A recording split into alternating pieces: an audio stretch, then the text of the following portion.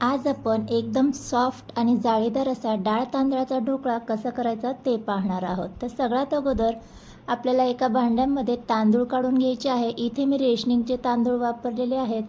आता यामध्ये आपल्याला चणा डाळ ॲड करून घ्यायची आहे आणि उडदाची डाळ ॲड करून घ्यायची आहे।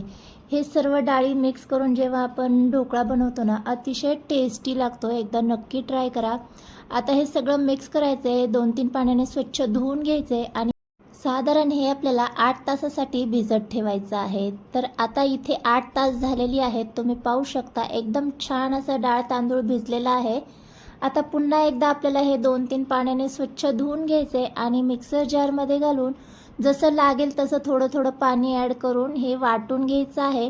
तर वाटत असताना लक्षात ठेवायचं की ज्या पद्धतीने इडलीचं बॅटर असतं अगदी त्याच पद्धतीने हे आपल्याला वाटून घ्यायचं आहे। पाण्याचा वापर जास्त करायचा नाही, नाहीतर ढोकळा जो आहे तो फुलणार नाही। तर इथं या पद्धतीचं आपलं सगळं बॅटर वाटून घेतलेलं आहे। कन्सिस्टन्सी पाहू शकता एकदम छान परफेक्ट झालेली आहे, या पद्धतीने हवंय।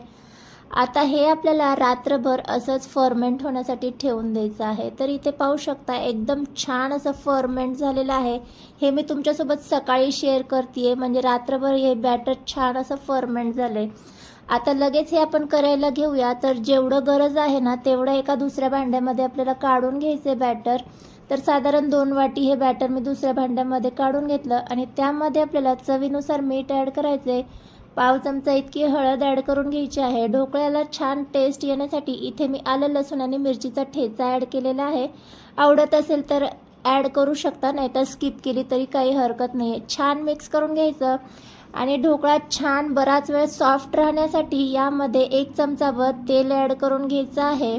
छान मिक्स करायचं आणि त्या अगोदर आपल्याला काय करायचं आहे, इथे केक टिनला ऑइलने ग्रीस करून घ्यायचे आणि पाणी गरम करण्यासाठी ठेवायचे, त्यामध्ये रिंग ठेवायची आहे। आणि ही तयारी झाल्याच्या नंतरच मग आपल्याला बॅटरमध्ये सोडा ॲड करून घ्यायचा आहे आणि लगेच बॅटर आपल्याला केक टिनमध्ये किंवा प्लेटचा इथे तुम्ही वापर करू शकता, ते आपल्याला स्टीम होण्यासाठी ठेवून द्यायचे।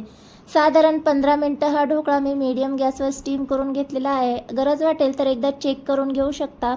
आता छान असा ढोकळा झाला की पूर्णपणे थंड करून घ्यायचा आहे आणि डिमोल्ड करून घ्यायचा आहे।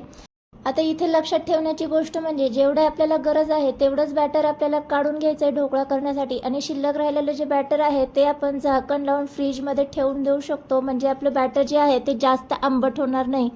किंवा त्या बॅटरचे तुम्ही आप्पे देखील करून घेऊ शकता। तर यापूर्वी तुम्ही असा डाळ तांदळाचा ढोकळा जर केला नसेल तर हा ढोकळा एकदा नक्की ट्राय करून पहा। खूपच भन्नाट आणि टेस्टी आहे। रेसिपी आवडली असेल तर एक लाईक नक्की करा। बाय।